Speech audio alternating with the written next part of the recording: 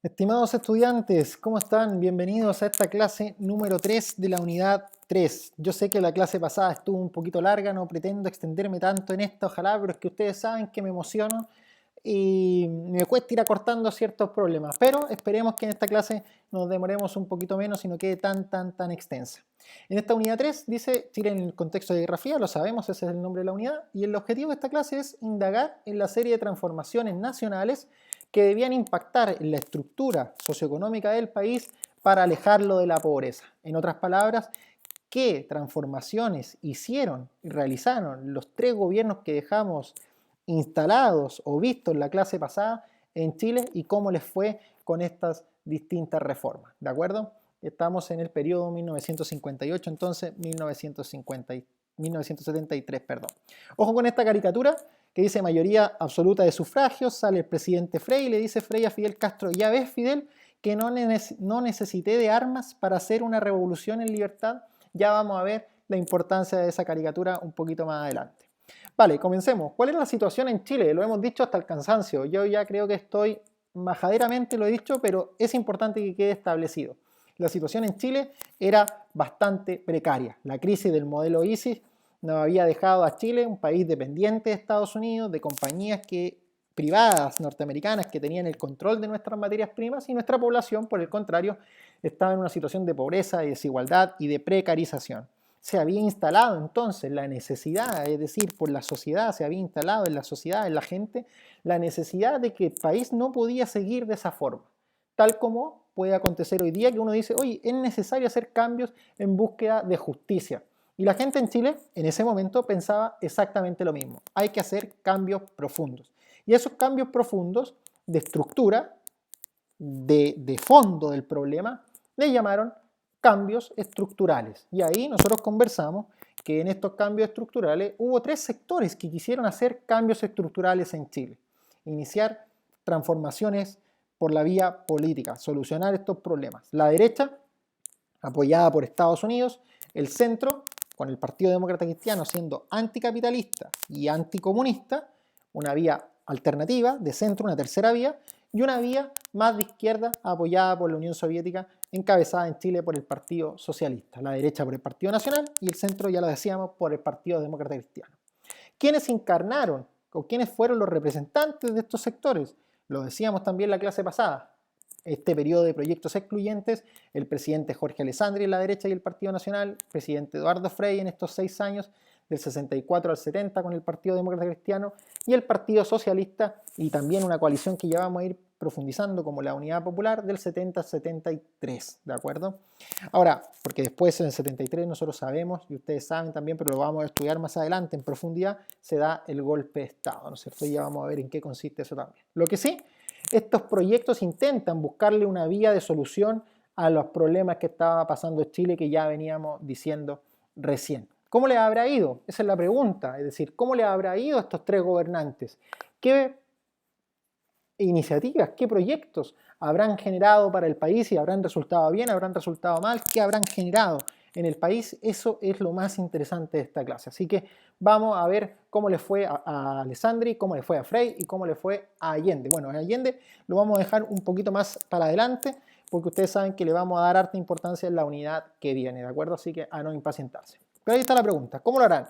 Y la verdad es que los tres, como ya se había instalado esta necesidad de reformas estructurales, dice ahí serie de transformaciones que debían impactar en el conjunto de la sociedad chilena. Recuerden que ese es nuestro objetivo hoy día, indagar en estas reformas que debían mejorar el país. Se le ocurrieron a los tres, por eso ahí dice derecha, centro, izquierda, y también más abajo lo mismo, tres reformas importantes. La reforma agraria, la chilenización del cobre y una reforma educacional profunda. ¿Cuál es la idea fundamental? ¿Cuál es el principio fundamental, muchachos? Recuperar las riquezas básicas del país para que fuese el conjunto de la sociedad y no solo un grupo burgués capitalista quienes vieran los beneficios de su explotación, menos un país extranjero como Estados Unidos. Entonces, estos tres sectores van a decir hay que hacer cambios. Veamos cómo les fue. Veamos con la reforma agraria. Reforma es un cambio, agrario viene de agrícola, una reforma en el ámbito agrícola. ¿De qué estaremos hablando, muchachos? Y ahí está, la situación del campo chileno, de la situación agrícola de Chile, hacia 1925 presentaba lo siguiente, muchachos, ojo a estos datos. 10.000 propietarios, es decir, 10.000 dueños de tierra, manejaban el 90% de la propiedad y de los latifundios chilenos, mientras que 100.000, un número muchísimo mayor, manejaba solamente el 9%. Es decir, la propiedad de la tierra estaba concentrada en un grupo terrateniente exclusivo que no compartían los beneficios de la tierra en Chile. ¿Qué se le ocurrió a estos presidentes, ¿no es cierto? A Alessandri, después a Frei y después finalmente también a Allende. Es decir, mire, la propiedad de la tierra productiva del país se concentraba en manos de muy pocos empresarios, llamados latifundistas, lo que nosotros podemos conocer como los patrones de fondo. Muchas de estas tierras que estaban bajo su propiedad eran improductivas para el país, pues no las estaban trabajando, estaban sin explotar.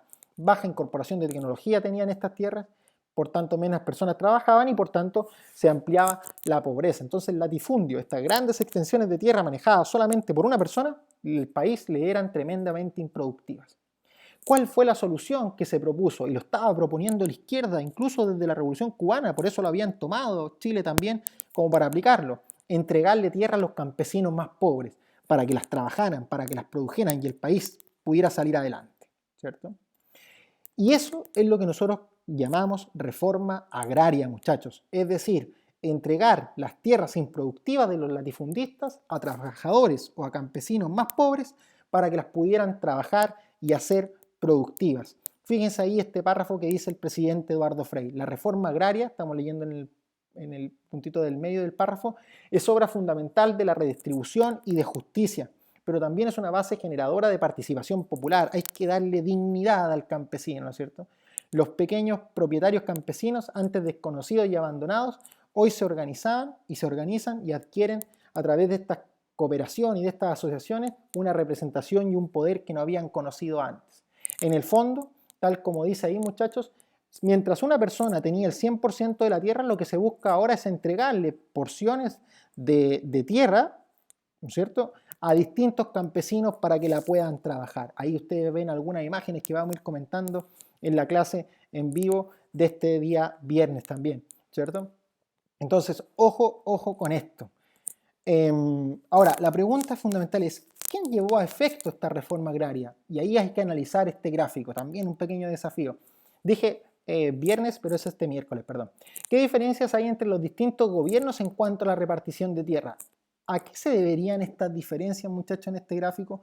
¿Cuánto tierra repartió la derecha? ¿Y por qué la derecha habrá repartido tal cantidad de tierra? ¿El centro repartió más o menos que la derecha? ¿Y la izquierda, después con Salvador Allende, repartió más o menos tierras que el centro y que la derecha? ¿Por qué? Ahora, otro punto interesante. ¿Por qué la derecha habrá repartido tierras, muchachos? Si ellos son más capitalistas, ¿no es cierto? Importa la propiedad privada más que entregársela o repartírsela a otros campesinos. Y ahí dice la derecha, mira, con apoyo de Estados Unidos, por supuesto, si no hacemos esta reforma agraria, lo más probable es que la gente en Chile inicie una revolución, ¿no es cierto? Entonces quizás sería bueno entregarles ciertas proporciones de tierra. Ahora, dato importante. A la reforma agraria de la derecha que realizó Jorge Alessandri se le llamó la reforma agraria de macetero, porque entregó tan poquita tierra que cabía, dentro de un pequeño macetero. No servía para mucho para estos campesinos. La reforma agraria potente fue la que inició el presidente Frei y después continuó el presidente Salvador Allende. Échenle un vistazo a este gráfico y vayan resolviéndolo en su cuaderno. Ahora, la segunda gran transformación fue la chilenización del cobre. Y se fijan ustedes, aquí estamos indagando o entrando en reformas que apuntan a los sectores más poderosos de Chile. Por un lado se apunta al sector poderoso que es el terrateniente, el latifundista, el patrón de fondo agrícola, y aquí nos estamos metiendo en la pata de los caballos, por decirlo en buen chileno, con Estados Unidos, la chilenización del cobre.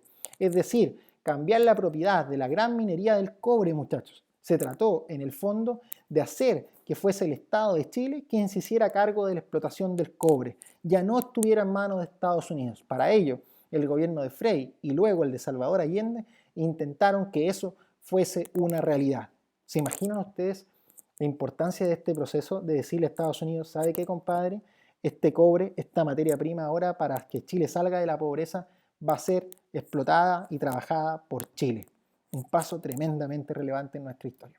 La derecha, por supuesto, no era muy proclive y no inició ninguna iniciativa en esta materia porque entendían que el progreso en el ámbito capitalista les significaba avanzar en la medida que Estados Unidos pudiera aportar y ellos también fueran partícipes como empresarios privados de esa explotación. Mientras que Eduardo Frei, con las reformas de centro en libertad, en esta revolución de libertad que comentábamos en la clase anterior, en el 67 dice: Chile adquiere por 80 millones de dólares el control del 51% de la empresa del teniente en Rancagua. Y en el 69 Chile adquiere por 150 millones de dólares el control del 51% de Chuquicamata y El Salvador. Es decir, Chile se hace cargo del 51% de la propiedad del cobre, lo que nosotros llamamos la chilenización del cobre. Chile es un socio ahora, ya no es solamente Estados Unidos quien lo explota, sino que ahora Chile tiene empresas tremendamente importantes que van a explotar el cobre. El cobre ha dado un paso para transformarse en chileno, ¿no es cierto? Y es el presidente Allende en 1971 el que, con el apoyo del Congreso Nacional, pasa a controlar de manera exclusiva los yacimientos cupríferos, es decir, de cobre, y se procede a expropiar y estatizar a aquellos que se encontraban en manos de empresarios capitalistas norteamericanos y de empresarios chilenos. En el fondo, el 100% del cobre estuvo y fue en ese momento nacionalizado. Ahí ya no hablamos de chilenización, hablamos de nacionalización porque es el 100% de la propiedad chilena. Fíjense, competirle, pelear ahí políticamente y económicamente con el principal país del mundo que es Estados Unidos para apropiarnos de nuestra riqueza que era el cobre, ¿no es cierto? Un paso tremendamente importante. ¿Cómo habrá reaccionado Estados Unidos frente a eso? ¿Cómo le habrá ido a Salvador Allende por haber hecho eso? También son preguntas que hay que dejarlas ahí porque nos van a servir para la próxima unidad. Yo les dejo acá estos textos de derecha, de centro y de izquierda sobre lo que fueron pensando o lo que se fue comentando en ese momento de la nacionalización y la chilenización del cobre, ¿de acuerdo? Así que echenle un vistazo, los vamos a comentar en la clase en vivo de este día miércoles. Solo mencionarles esto, muchachos. Fíjense cómo el presidente Frei fue alcanzando popularidad, ¿no es cierto? Las marchas de apoyo, la gente ahí en esa caricatura, cómo lo plantean como un ser ideal, ¿no es cierto?, que estaba transformando Chile. Ya nos vamos a enfocar en lo que hizo el presidente Allende. Y ahí la caricatura del principio. Le dice a Fidel Castro: mira lo que hemos hecho. Una reforma agraria, entregarle tierra al campesino, darle dignidad al campesino que es más pobre, nacionalizar, chilenizar el cobre, sin la necesidad de las armas. Eso es lo que quería Chile, eso es lo que quería el centro, la democracia cristiana, ¿no es cierto? Una revolución sin armas, en libertad. Y se estaba consiguiendo, y después lo iba a tratar de profundizar también Salvador Allende. ¿Cómo habrá reaccionado a estas reformas la derecha? ¿Se habrá quedado tranquila? Esa es la gran pregunta y lo que nos van a ocupar también las próximas clases. ¿Cómo reaccionó el terrateniente, Estados Unidos, el empresario cuando le fueron quitando todas estas empresas? Finalmente, una reforma educacional tremendamente importante. Frei Montalva, el gobierno de Frei, fíjense las transformaciones que ha ido haciendo el centro y que después pretendía fomentar y profundizar el gobierno de Salvador Allende, mejorando el índice de alfabetismo, disminuyendo la analfabetización, incrementando la cantidad de alumnos universitarios y acelerando la modernización en Chile para generar una mano de obra capacitada, profesional y íntegra. Así que, muchachos, fíjense todo este tránsito de revolucionario, de cambios profundos que se ha venido en Chile, y yo creo que lo más importante entonces sería quedarse con eso, ¿no es cierto? ¿Cómo se mejoró el país? ¿Qué transformaciones se fueron haciendo en la reforma agraria y en el cobre? Pero también dejar ese hilo ahí para análisis de cómo habrán reaccionado los sectores más poderosos de nuestro país a todos esos cambios que se le estaban proponiendo. Un fuerte abrazo, nos estamos viendo en clase, muchachos, y le vamos dando harta profundidad a estos temas y los vamos discutiendo tal como ustedes lo han hecho a lo largo de todo este periodo. Un fuerte abrazo, nos estamos viendo la semana que viene. Chau, chau.